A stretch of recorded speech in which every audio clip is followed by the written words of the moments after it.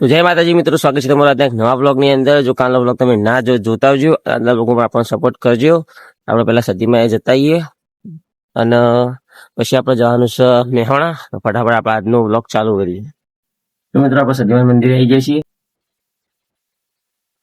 તો કોમેન્ટમાં જય સતીમાં જય છોમાં જય માખણીમાં લખજો. આપણે ફટાફટ અગરબત્તી કરી દઈએ, દર્શન કરી લો.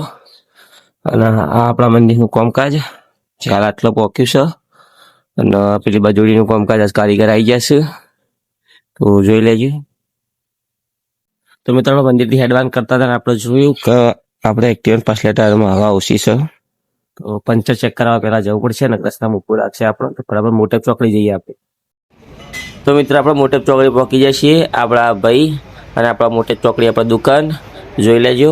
આ આપણું મોટેપ સર્કલ જો તમને બતાવું, આપણે મોટેપ ચોકડી.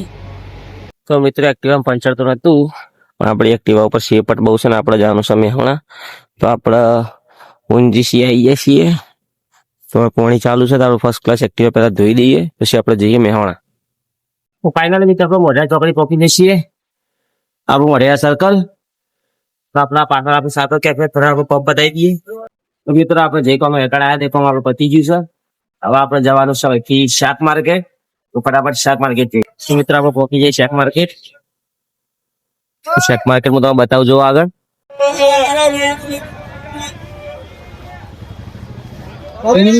એટલી ગરદી ને કે યાર આબુ ના ગમે, પણ શું કરી આબુ પડે.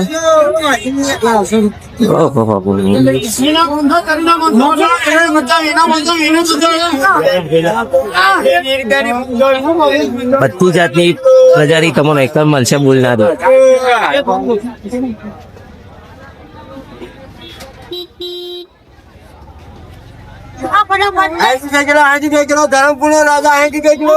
કારણ કે 60 કિલો બહુ મૂકી પડે,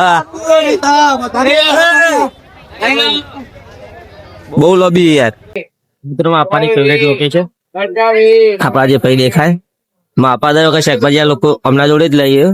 આપણો પપ્પાએ પેલી શાકભાજી લીધી છે ગવાર, કઈથી ભીંડા લેવાના, કારેલો લેવાનો, બધી શાકભાજી લેવી હતી છે. આપણે પેટ્રોલ પુરાઈને જવાનું છે ઘરે. તો મિત્રો બપોરના વાગ્યા છે 12 ને આપણી એક્ટિવા પૂછી થઈ જશે, તો આપણે એક્ટિવાને ખાવાનું ફરવા લઈને આવી જશે. તો 130ની થાળી હજાર એક્ટિવા માટે જુઓ. તો મિત્રો આજ શનિવાર છે ને આપણે મંદિરે આવી જઈએ છીએ. જુઓ આપણા મંદિર, હું તમને દર્શન કરાવું, દર્શન કરી લો. તો મિત્રો આપણા હનુમાનજીની મૂર્તિ મંદિરના અંદરની, તો દર્શન કરી લેજો. કોમેન્ટમાં જય શ્રી રામ લખજો. તો મિત્રો આપણે મંદિરના પાછળના ભાગમાં છીએ તારે. આ ભાગ સ્પેશિયલી છોકરાઓ માટે જ છે. જો છોકરો રમતો જ હોય આખો દાડી. તો મિત્રો એક બીજી ખાસ વાત જે તમને કહેવાની હતી, આપણો 20 તારીખનો બ્લોગ જેને જોયો છે એને ખબર છે કે આપણે ગયા હતા ધર્મોડા મંદિરમાં માટે. તો ત્યાંથી એ લોકોનો ફોન આવ્યો હતો કે અમારે ત્યાં રમદેવપીરનું હોમયું કરવું છે. તો કાલ 24 તારીખ રવિવારનું એમને હોમયું રાખેલું છે. કાલ આપણે જવાનું છે પાછું ધર્મોડા હોમૈયામાં. આપણા આખા મંડળને આમંત્રણ આવેલું છે. તો કાલ ધર્મોડા પાછું ચાલો. કાલનો બ્લોગ તો જોવાનું ભૂલતા જ નહીં, સપોર્ટ કરજો કાલના બ્લોગમાં આપણો. અને કાલનો વિડીયો બને એટલું તમારા લોકોને શેર કરવાનું છે અને કોમેન્ટમાં ચેનલમાં બી ફરી નાખવાનું છે. તો મિત્રો અમુક લોકો કઈ સિટી વાળા ખાસ ગામડા હું રાખ્યું, તો જો હું બતાવું ગામડામાં હું રાખ્યું છે. જો ગામડામાં હશે, તમે સિટી વાળા લાખ કરોડ રૂપિયા ખર્ચી નાખો, પણ તમારે આ નજારો જોવો, તમારા ગામડા આબુ પડે, કોઈ છુટકારો નહીં. આ ગામડાના ખેતર, આ વાડીના હરિયાળી, આ ખાલી ગામડો જ જોવા મળે તમને. મિત્રો આપણે કોઈજાળામાં આવી ગયા છીએ.